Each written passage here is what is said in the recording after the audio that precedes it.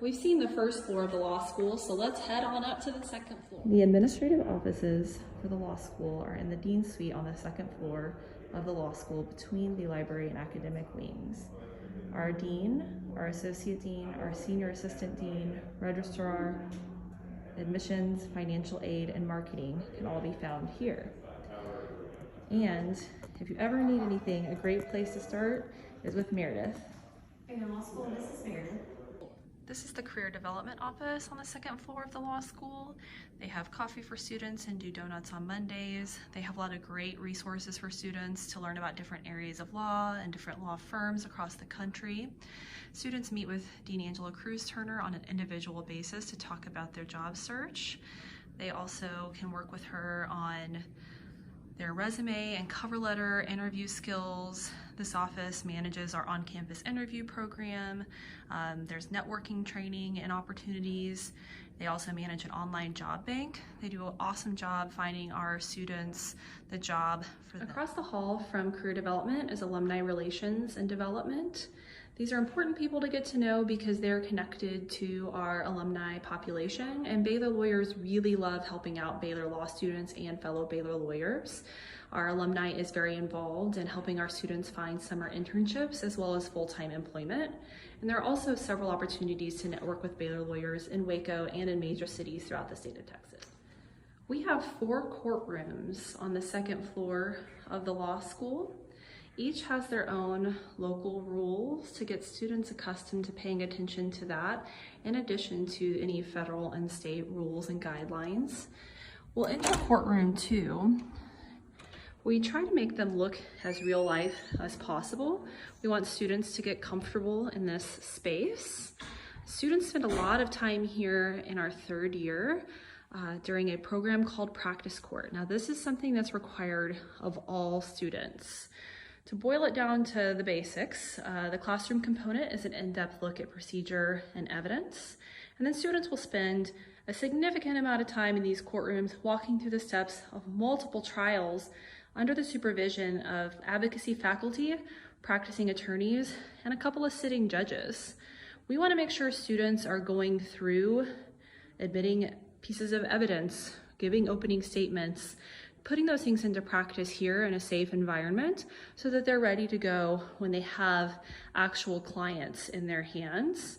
Now, we don't anticipate that all of our students are going to end up in the courtroom.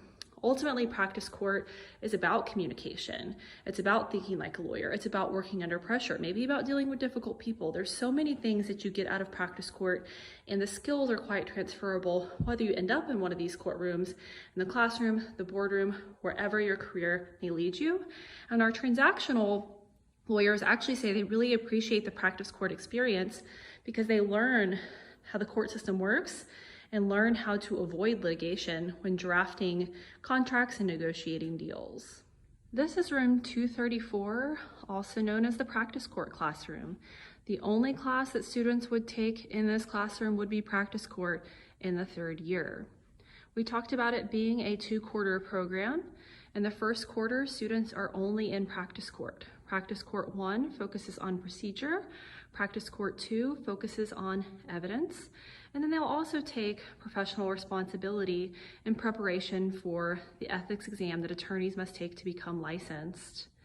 Classes start at 7:45 in the morning. We believe in being early to get a jump on things.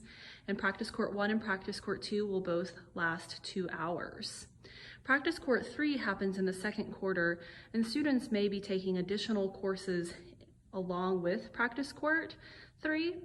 And in Practice Court 3, the major project is what we call a big trial. So students will actually try a case from start to finish. They'll do all the pre and post trial work, including filing the case, taking depositions. There's also a significant amount of legal drafting that has been added to the Practice Court program over the past several years as we've increased our legal writing offerings. Because now, of the 9 quarters in the quarter system, 7 quarters will have a required legal writing component. This is the statue of Matt Mad Dog Dawson, a former practice court director and professor. A favorite thing of Baylor lawyers is to get together and share stories about practice court and joke about who had the most difficult professor, and personally, I believe that he takes the cake.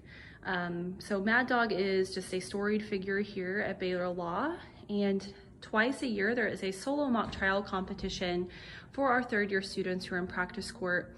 The winner of that competition gets their name here on this wall. They get a $3,000 prize and a mini Mad Dog statue. We have a couple of rooms on the second floor that are this size. Certainly good for writing classes, which we like to keep small, for upper level electives. And then if you start in the spring or summer, you may have classes in here because those are smaller cohorts. We do enroll students in February and May in addition to traditional August. And we had 31 students start this spring, and we'll have about 20 students starting in the summer quarter. So they may see some of their first year classes here versus the ones downstairs.